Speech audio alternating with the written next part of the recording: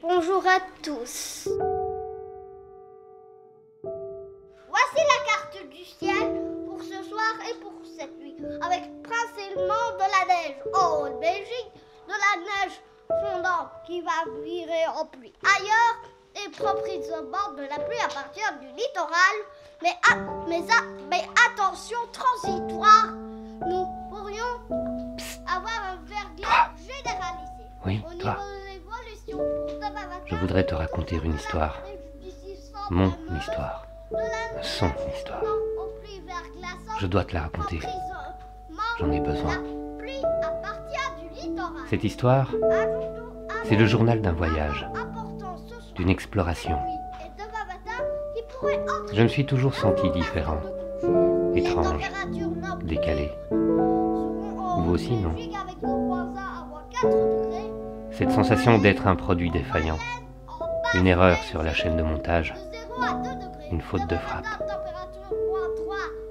Je crois que les erreurs se répètent, tout autant que les histoires, qu'elles se reproduisent. On pourrait croire aussi que cette histoire est celle de mon ombre, de mon image, de mon reflet. C'est vrai, d'une certaine manière. C'est l'histoire de celui qui a toujours été en moi, de celui qui est né de moi, malgré moi et au travers de moi. L'histoire d'une sorte d'accouchement, d'une paternité décalée. Car c'est aussi l'histoire de celui que mon fils pourrait devenir, de celui qu'il deviendra, l'histoire de la personne qu'il est déjà, de ce que nous sommes, de ce que je suis. Ceci est votre histoire. Vous verrez ici tous les ingrédients classiques des films d'aventure. Et même si ce n'est pas un film, ou presque pas, cette vie est quand même une aventure. On y retrouvera des héros, des méchants, des combats, des petites victoires, des poursuites en voiture. Nous passerons par différentes émotions, la peur, la colère, l'espoir, la douleur, le doute, le rire. Mais soyez prévenus, ce sera avant tout une histoire d'amour. Bienvenue.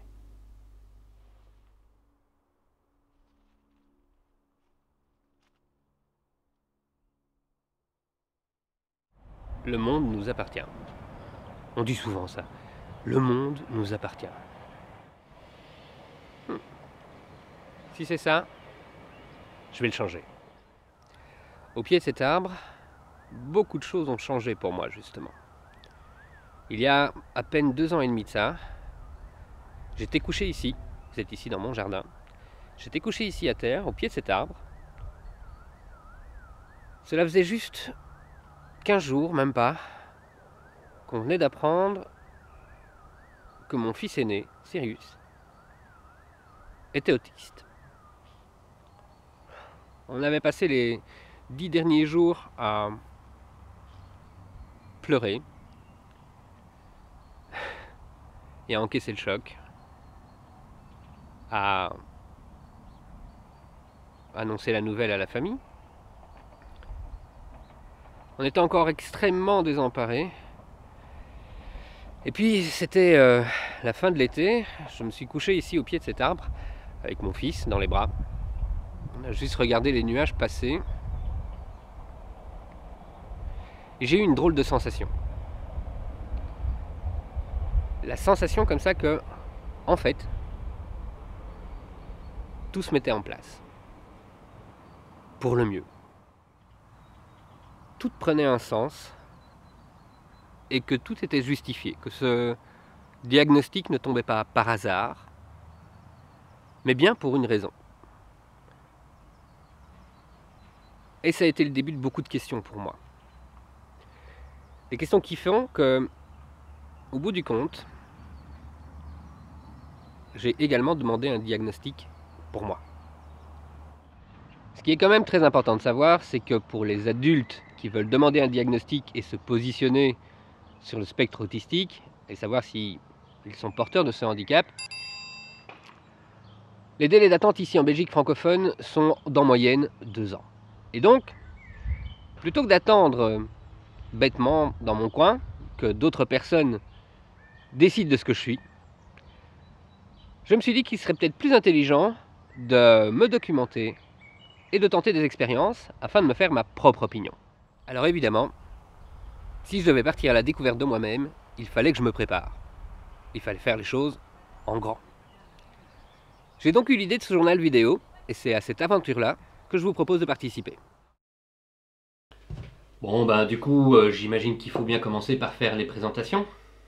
Allons-y.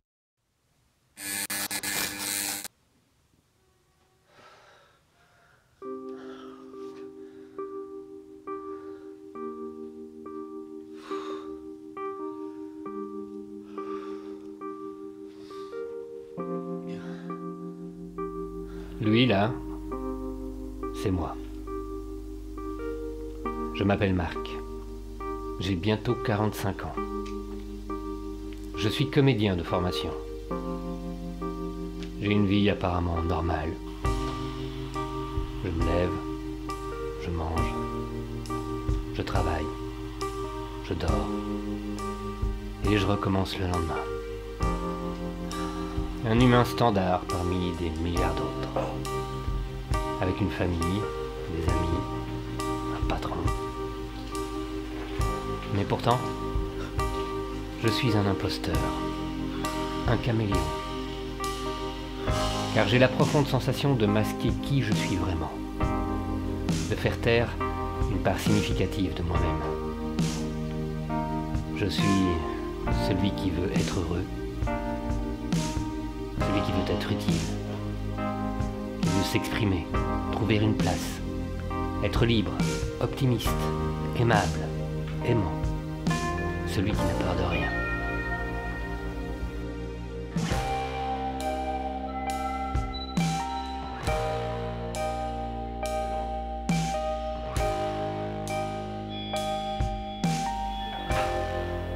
Je suis aussi celui qui est dépendant des objets et des autres.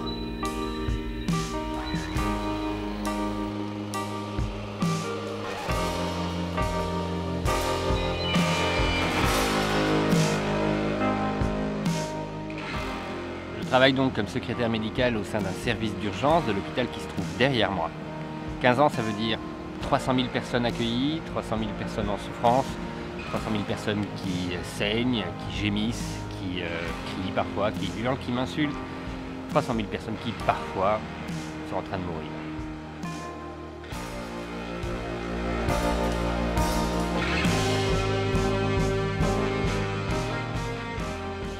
Des horaires décalés, un week-end de travail sur 2, des shifts de nuit, des sonneries et de l'agitation tout le temps, un vague sentiment d'utilité, très peu de reconnaissance.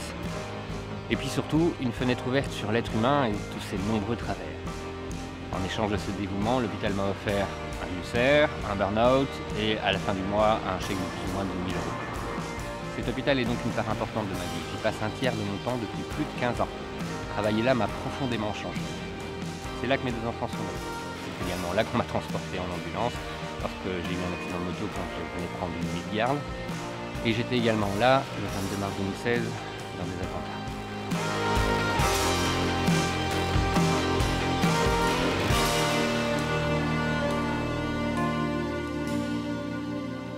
J'ai vu toutes sortes de choses bizarres. Des gens qui sont passés à travers les pales d'une moissonneuse-batteuse. Des cambrioleurs tombés du 4e étage. Des gens qui arrivaient bien avant leurs doigts qui avaient été sectionnés par une disqueuse. Des enfants violés, des adolescents cancéreux, des personnes âgées qui oublient qui ils ont été, des gens qui entendent des voix, des chagrins d'amour qui n'ont pas été résolus par une grosse dose de benzodiazépine. J'y ai vécu une évasion, une prise d'otage, une arrestation en bonne et due forme par un groupe d'intervention.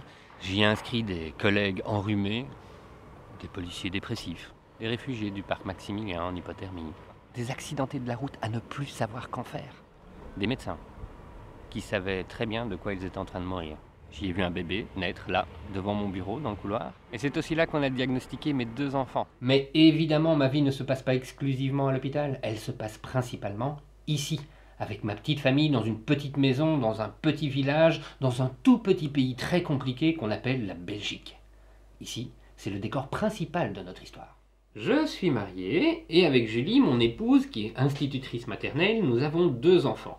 Horus, 6 ans, notre petit dieu égyptien, et Sirius, l'étoile la plus brillante de la constellation du Grand Chien, qui a 8 ans. Et ces 2 enfants sont un peu particuliers. Si Horus a été diagnostiqué très peu de temps après sa naissance comme atteint d'un lymphœdème congénital bilatéral, une maladie orpheline, Sirius, quant à lui, a été diagnostiqué en 2015 comme atteint d'un trouble du spectre autistique.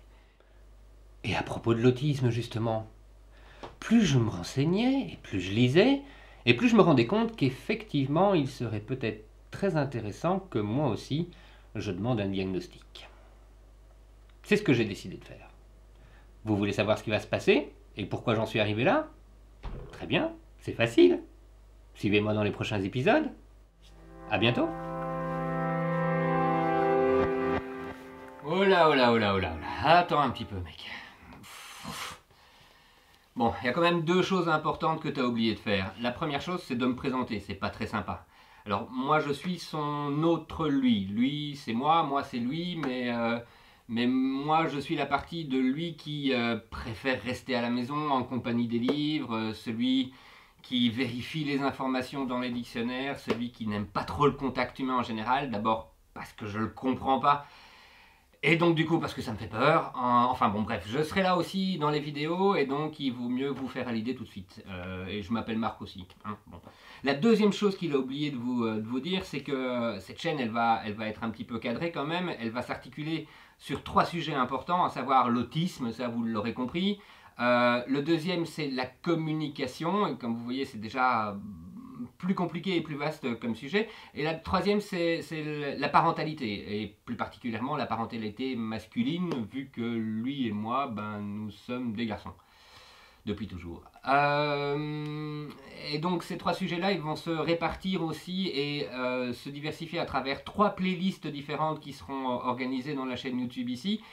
La première playlist s'appellera Mon Histoire, ça sera notre histoire, son histoire et mon histoire, et donc ça s'appellera quand même Mon Histoire. C'est celle du parcours que nous avons avant notre diagnostic, des expériences qu'on va faire, et il y aura un petit peu de coaching, un petit peu de reporting sur ce qu'on fait de notre temps pour essayer de nous préparer à ce sujet-là. La deuxième playlist, elle s'appellera Vraiment Notre Histoire par contre, et ça sera notre histoire familiale, celle que nous avons avec notre fils Sirius, des choses qu'on met en place pour l'aider au quotidien à gérer son autisme, de son évolution à travers sa scolarité et des choses comme ça. Et la troisième playlist, elle s'appellera Votre Histoire. Et là, du coup, ça sera vraiment votre histoire, parce que, il a eu envie d'aller à votre rencontre pour ne pas rester seul dans son coin. Moi, je ne sortirai pas. Et donc de vous poser des questions, d'aller voir certaines personnes qui peut-être aussi ont un parcours atypique, et de voir comment eux ont géré et comment eux ont vécu ça, et de partager toutes ces expériences et toutes ces émotions. Voilà. Eh ben, il ne reste plus qu'à vous remercier d'avoir été présent aujourd'hui, et en espérant que vous nous retrouverez la semaine prochaine. Un grand merci d'avoir été là, et bon courage pour la suite. Merci.